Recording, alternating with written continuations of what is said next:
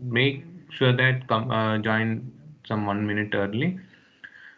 So first of all, we have been uh, we have completed first and second module and solved plenty of problems. I'll be still giving you some more problems to solve. So you have to keep updating yourself with respect to problems, and as many problems you solve, that much good it will be for you. Okay, so that's one thing, and whatever problems we have solved in the notebook for internal exams and all, give more preference for that. You try to understand those problems. Some problems, extra problems also I have given in assignment as well as I have sent to you. uh, so those things and all, you can go through it and get used to these problems, because in control system you may get only some 20% of theory questions, 80% will be problems. Okay, so 20 to 30% maximum theory. So you have to get prepared for that. And now we are in third module. We were discussing about this one, the time response of feedback control system, wherein we have understood that any system, when it is performing its operation, it can go to stable state, unstable state, or marginally stable. So some of the criterias are there. So once the system goes to stable state or unstable state, what is the time it is taking for the system to come back to the stable state? So how the system is performing in that period? So we have certain equations in order to find out those things. We will be studying here in this module 3 on two things. First we'll be studying on first order and second order systems. So for that, we have to just understand that the response of we have two main things. One is called as poles and another is called as zeros. So we'll be studying these things in much detail. What basically the requirement of these poles and zeros are there in the control system, and what is that impact it is going to create when you are understanding the system in detail. So we have to study this. In order to study, we have gone through the standard test signals. Just we have started in the previous class. So we'll go much in detail. These things are quite familiar with you. You have been understanding this three basic parameters, like you can see that step function, ramp function, and parabolic function. So in module 3 we'll be discussing all these test signals. And the main concept of this module 3, like in previous two modules, you have seen we have studied analogous system, then signal flow, SFG, as well as block diagram reduction process and all those things. But in this module, you can see that some theory concepts will be coming, some derivations will be available, and you may have some problems as well to solve. So it's a combination of all the three. So you can say that 30% of uh, topics will be there for theory, derivation, as well as for problems. So once you are confident with the control system, you can say that you will feel like it's pretty easy. But see, the more number of problems you solve, then only you become confident in it. Okay. The first thing is standard test signals. First three test signals we'll be studying. First one is step, ramp, and parabolic. So first signal is called as the step function. So all of you know that you have already studied this step function as well as ramp function and parabolic function, even in signals and system as well. The first thing is step function, where we are going to see that a step function represents the instantaneous change in the reference input. So the step function is given by the notation R of t, and R of t, you can say that it is k when t is greater than 0. So that is one thing which you have to understand. So you might have seen the same thing in signals and system as well. So the same process here also. So R of t can be represented as k into u of t. So that is the function or the equation for the step function. R of t is equal to k into u of t. We are going to take the Laplace for that, and when you take the Laplace for that, you will get R of s is equal to k divided by s. So R of t is equal to k for t greater than 0, and otherwise it is 0. Okay, so the same thing you might have studied. K is the magnitude, so it can be 1, 2, 3, anything. So that's what you might have studied, the same thing in signals and system as well. So the process of step function is quite familiar with you. So these are some of the theory questions which can appear for you, explain the standard test signals for the feedback loop. So you can or closed loop system. So you can just write all the three, and you can explain those things. So next one is, this is what you can see in the step function. You can see that it is at k and it moves in this direction. All of you are quite familiar with these things. It's not pretty new for you. So you can just complete till here step function, and then we will move on to the ramp function. Even ramp function is also known to you. Let us see that how the ramp function looks like, and then parabolic function. So you just complete step function. So this here, there is no much things to make it clear. You know that R of t can be represented as k into u of t. When you write the answer, this equation is compulsory. R of t is equal to k into u of t, and by taking the Laplace, R of s is equal to k by s. So this is the equation for that. R of t is equal to k when t greater than 0, otherwise it is 0. So these three signals are called as these three functions are called as the test signals.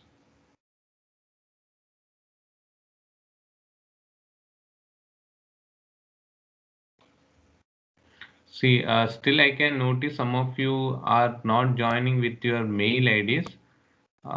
So you have to make sure that you join with your mail IDs, because we are downloading the attendance sheet, and your name should reflect. Okay, so you have to join with your as much as possible. Join with your proper name and mail ID.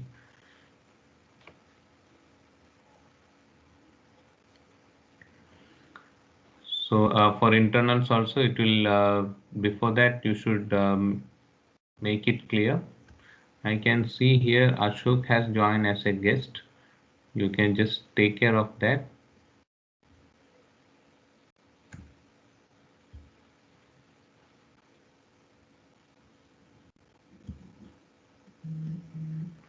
So rest of them are all with their respective mail IDs. Okay. So it's very important you get adjusted to the system at the earliest. So all of you have completed this. I think last class also we have discussed upon this. You have completed Yes. step function.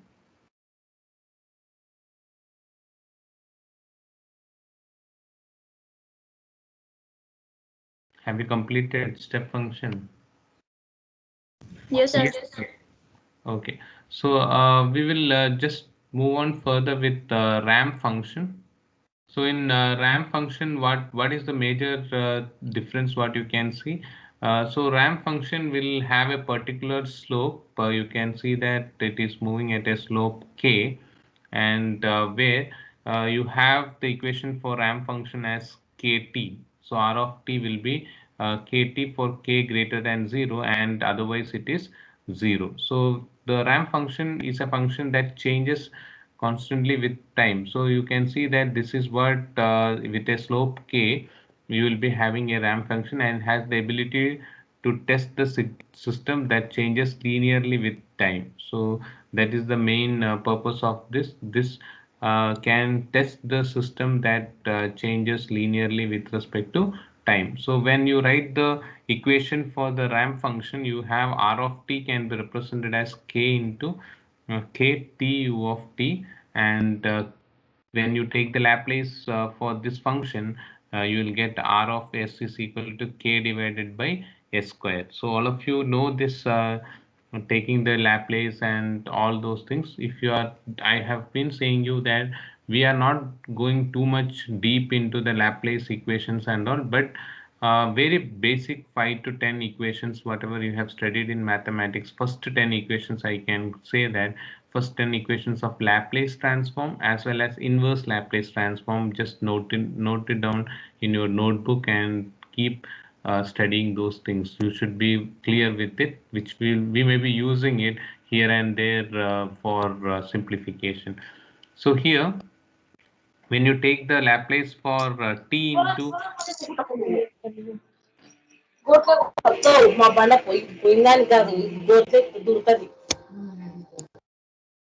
so when we are going to take the Laplace transform for the ramp function, you are going to get r of t is equal to kt u of t. So for that function, we are going to take the Laplace, means r of s is equal to k by s square is what you are going to get it. So these are some of the points which you have to remember with respect to this ramp function. The next one is parabolic function. So you can just complete ramp function, then I will move on to the parabolic function.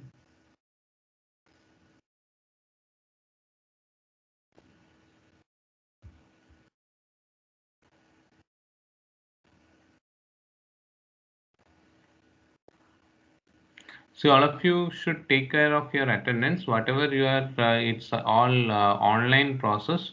So we have the exact information when you joined and when you left. Okay. So your attendance, you have to take care. We have solid evidences for that when you have joined the meeting and when you have left the meeting.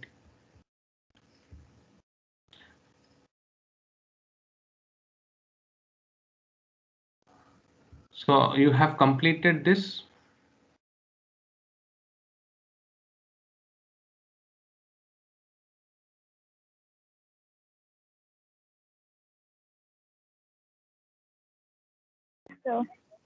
Okay, fine.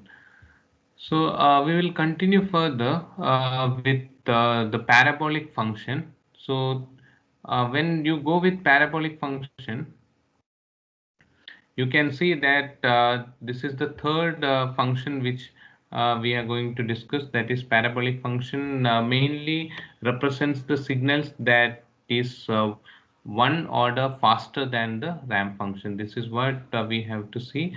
So the parabolic functions are always one order faster than the ramp functions, and the parabolic function, it will be in this form.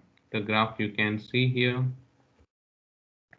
and where the r of t representation will be kt square divided by 2, and for t greater than 0, otherwise it is 0. Okay, so r of t is equal to kt square by 2 u of t, and when you take the Laplace for this one, you know that when you take the Laplace for t square and all, you will get r of s is equal to k divided by s cube, you will get for when you take the Laplace transform for this function. So very basic Laplace equations, you can see what is the Laplace for constant, what is the Laplace for t, what is for t square, and all those things you should know that very base minimum you should understand. You have already studied. Have you studied Laplace in previous semester, or which semester you have studied? First, second, third, fourth, which one? Third semester. Third semester, okay. So just go through that very basic equations and just note down this so that you can, it will be helpful for you.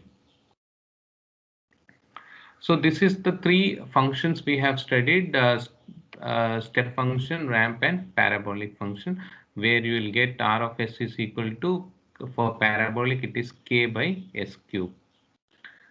So some more things we are going to see here. about poles and zeros. So you can complete it first and then we will continue further.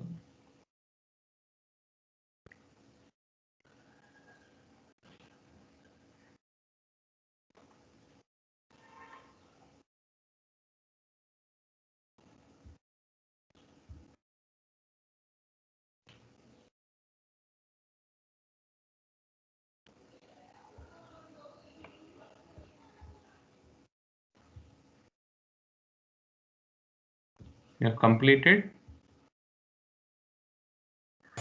Yes, sir. Okay. So we will move on further and understand what do you mean by poles and zeros. So that is what I was discussing with you. These poles and zeros are going to have some significance in the later when you go with some Bode plot, Nyquist, and all those things we'll be studying in rest of the units. So we'll be using all these concepts of poles and zeros there. So you just a base introduction about poles and zeros is what I'm going to give here.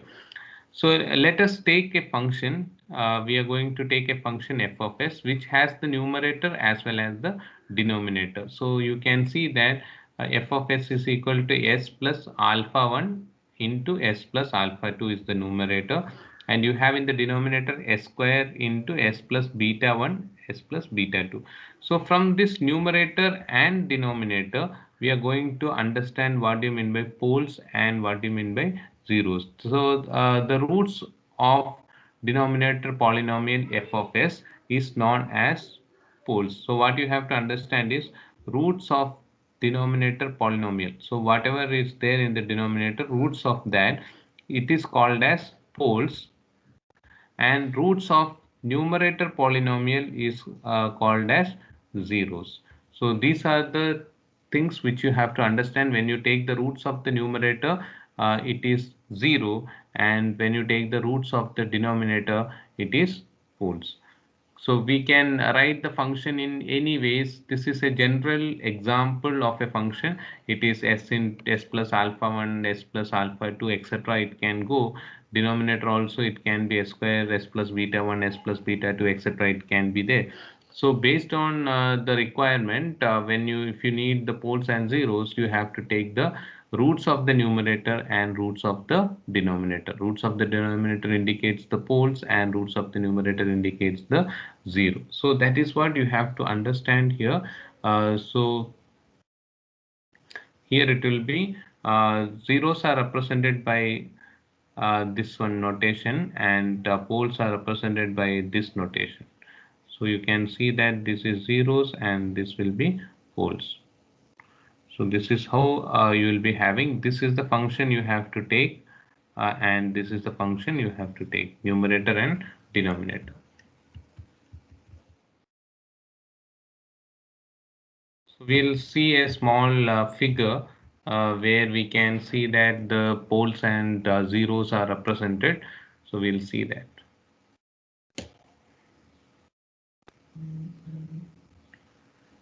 Have you completed this one? Yes, sir. Okay. So all of you just note down these things, and then we will move on to the further topics.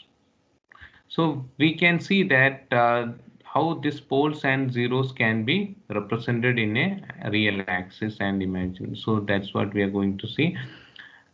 So here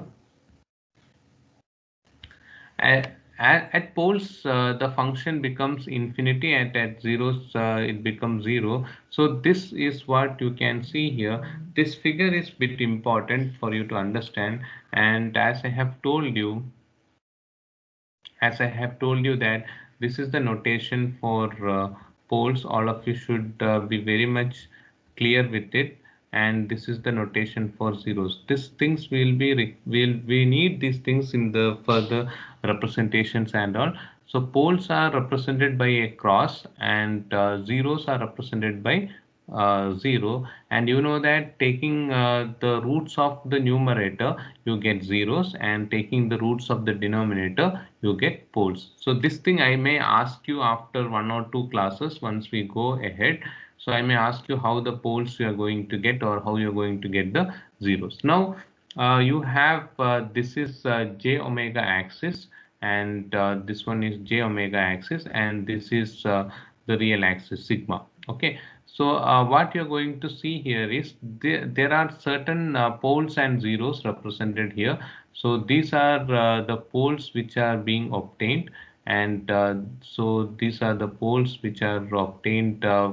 Just it's an example, it's a general example, it's not the problem, or it is a just an example for you to understand.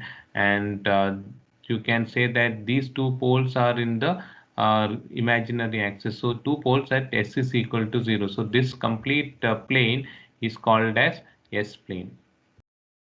This is called as s plane.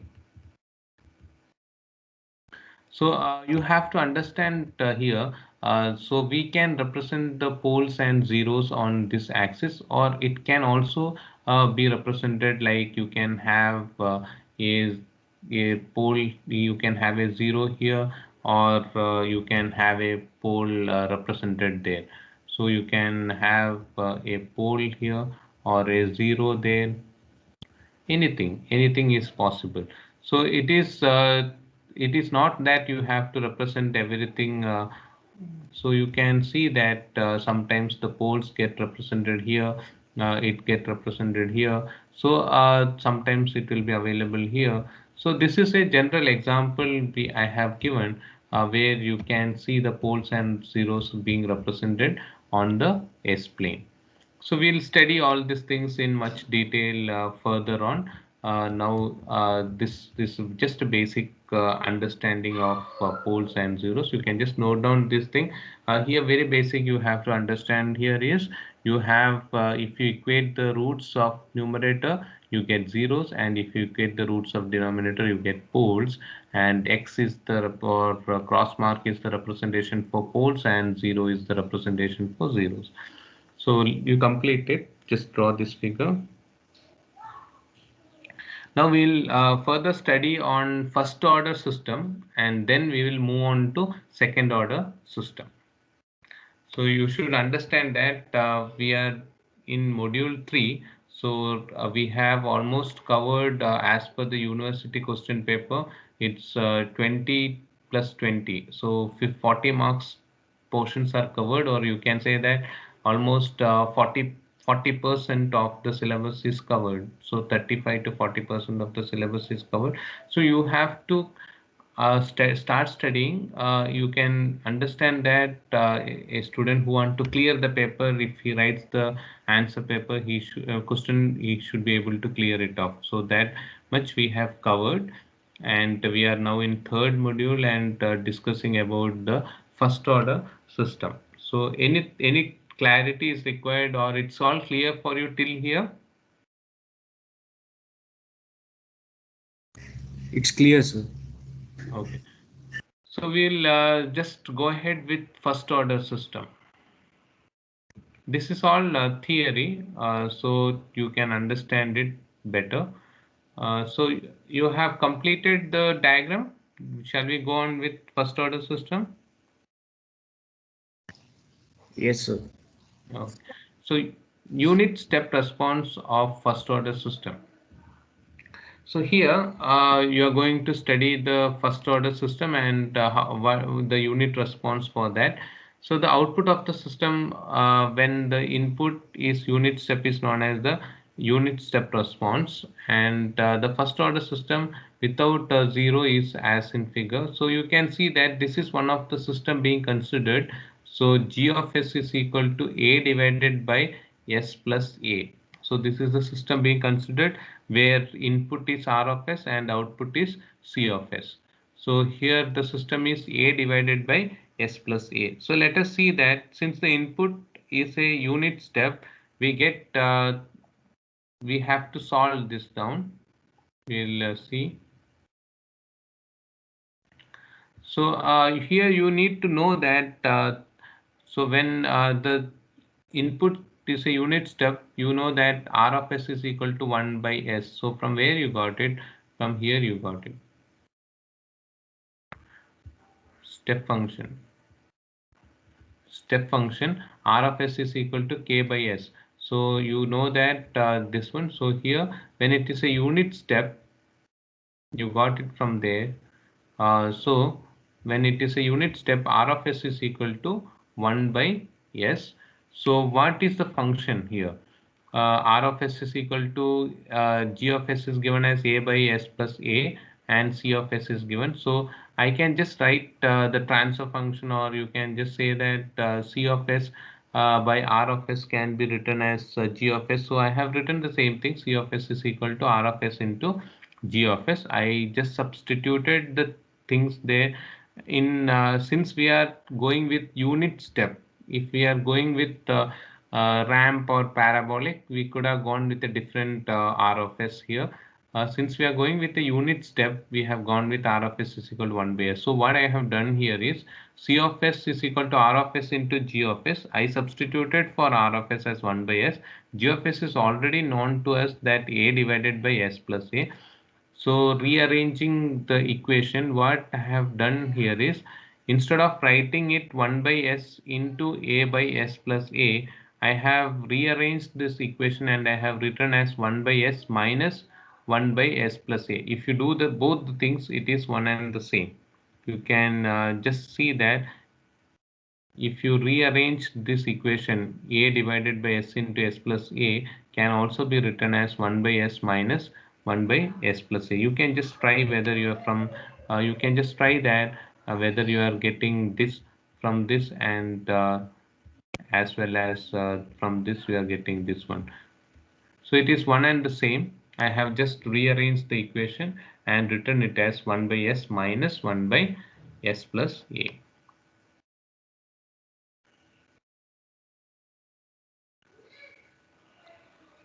So as I have told you that you should be very clear with very base minimum equations of Laplace as well as inverse Laplace, and I just wanted to know that how much you are clear with these two things, Laplace and inverse Laplace. If you are not clear, just write down the basic equations in a sheet of paper and just attach to your notebook, so that whenever you are studying you can get familiarized with those things. Okay, only 10 equations of Laplace, first 10 equations of Laplace and first 10 equations of inverse.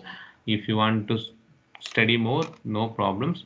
Base minimum, first 10 equations whichever you have studied in mathematics, or you can just browse through the internet, you can get those first 10 equations of like constant T square a by S plus A, how you're going to represent all those things. So you understood that how can you represent 1 by S into A by S plus A in this form?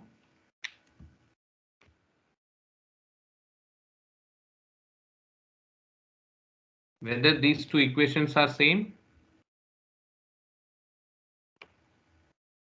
Is this equation same to this equation? Just let me know.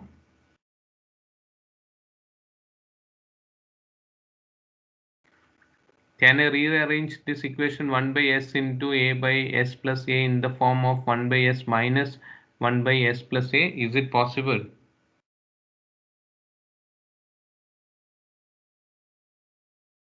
So you can respond to me.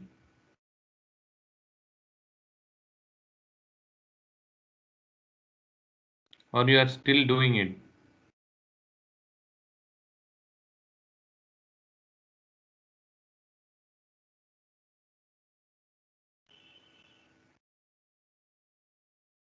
It's very simple.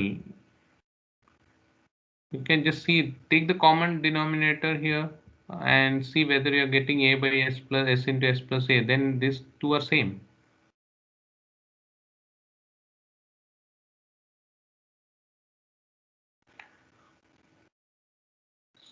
So just let me know that is it clear for you?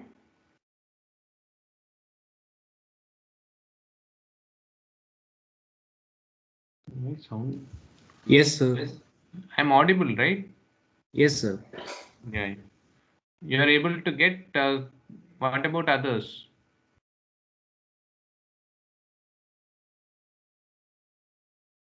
Can you represent this 1 by s into a by s plus a in the form of 1 by s minus 1 by s plus a?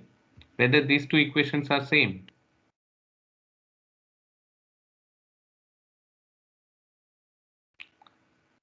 See, others can also respond. I want to know that whether you are able to do that.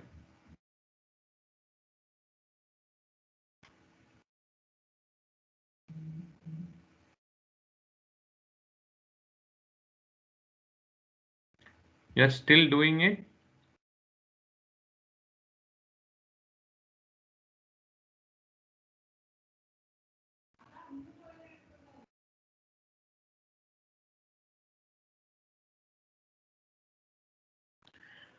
So just let me know that it's clear for you.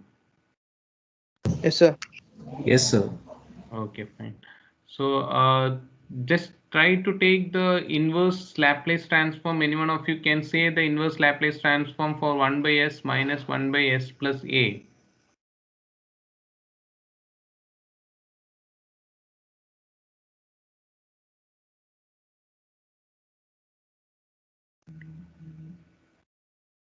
You forgot the inverse Laplace?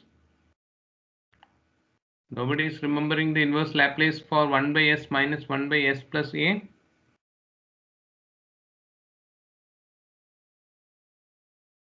See, you need to study those inverse Laplace and Laplace equations which you have already studied. Please go through those things. It is required for you in the further derivations as well. So anyone would like to try for it? Inverse Laplace transform for this equation. C of s is equal to 1 by s minus 1 by s plus a. Nobody. So mathematics has to be made strong. Okay. Then only you will get into some government sector jobs and all. Okay, fine. So let us see that we are going to take the inverse Laplace for C of s is equal to 1 by s minus 1 by s plus a. When you take the inverse Laplace for that, C of s is represented as C of t, and 1 by s will be 1 minus 1 by s plus a can be represented as 1 minus e to the power of minus a t, and t greater than or equal to 0. So this is what you're going to get. So all of you have completed till here, no?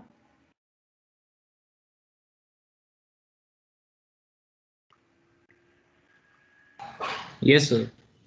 Okay.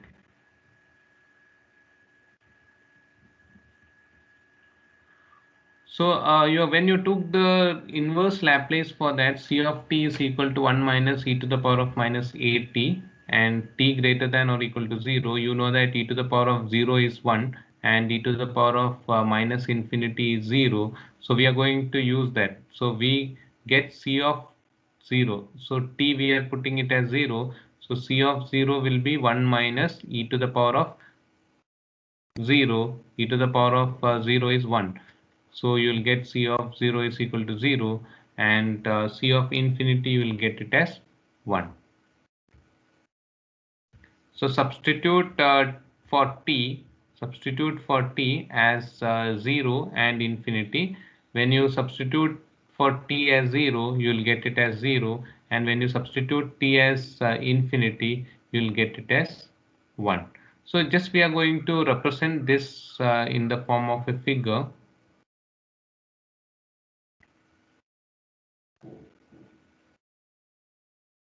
So this figure you can just draw there, where you have T1, T2, then TR, TS, all these functions we are going to see, all this one by one. So we call it as time constant and rise time and all those things. So we'll see all this further. So this is how when c is equal to 0, you can see that it is at 0, and further it moves on to infinity. So moves on to 1. So at c is equal to c infinity, it moves on to 1.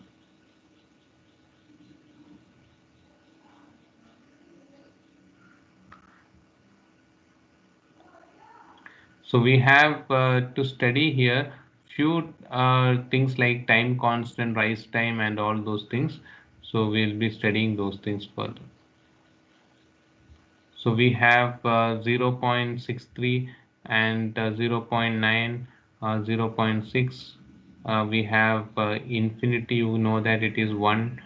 And here also we have taken T1, T2, and etc. time. So this point where it is 0.63, you will get it as 1 by A. And here you will get it as 4 by A. We'll see all those derivations further.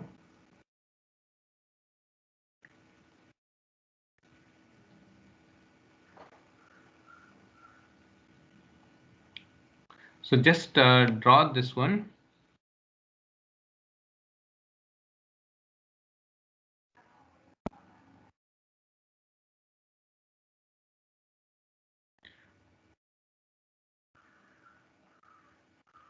So all of you have completed this, or you draw this figure.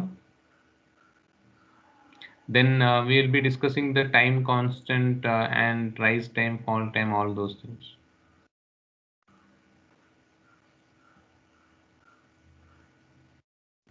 So this is for the first order system where you got the function as c of t is equal to 1 minus e to the power of minus at.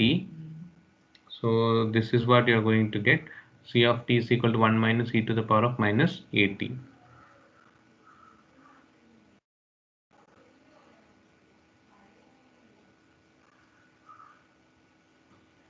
So each thing we are going to discuss on further. What is TR, what is TS, all those things.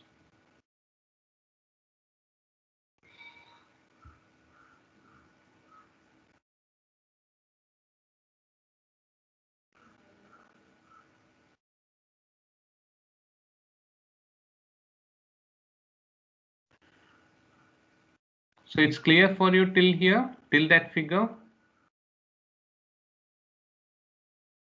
Yes, sir. Okay. So we will just stop here in this module 3. I just want to know that if you want any topic to be discussed on module 1 and module 2. So because we'll be going straight away with the examinations for the internal. So you want to discuss any topics which we have discussed before in module 1 and module 2.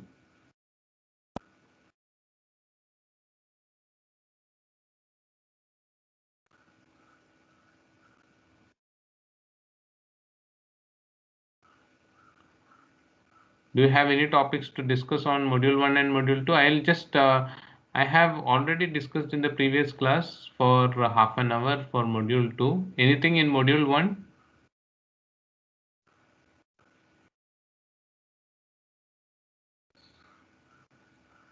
It's clear for all of you, 1 and 2?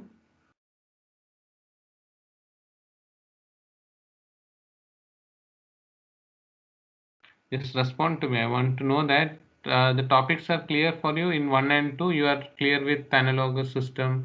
Then you are clear with block diagram reductions and all those things.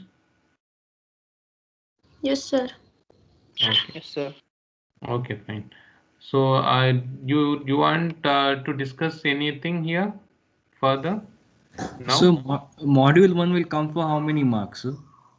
Yeah, that's okay. I will just explain you the pattern of the questions. So you have total 50 marks. Out of that, we'll be splitting it for 30 marks and 20 marks. So you will have two parts, part A and part B. So this is what you'll be having for internal. So we'll be having questions 1 or second question. First question will have 3 questions of 10 mark each, and second question will have 3 questions of 10 mark each. So 1 or 2 you can attempt any one. That is part A. Then part B is also carries 20 marks, which will have third question and fourth question with 10 marks. So total 5 means 1 or 2 you can attempt any one, or 3 or 4, you can attempt any one. So first question for 30 marks, it will be coming from first module, and second question for 20 marks, it will be coming from second module. But second module will be just focusing on block diagram reduction. So signal means 1.5 module will be there for your internals. So the half of the module, that SFG, will be taking it for the next IA. So that is what you will be having 1.5 module for second IA, sorry, first IA, as well as next IA also you will be having 1.5. Then we will go for rest of the 2 modules for the third IA. So that is how we'll be going with it. So most of the subjects, they may be following the same thing. So you will be having 30 marks for part A and 20 marks for part B.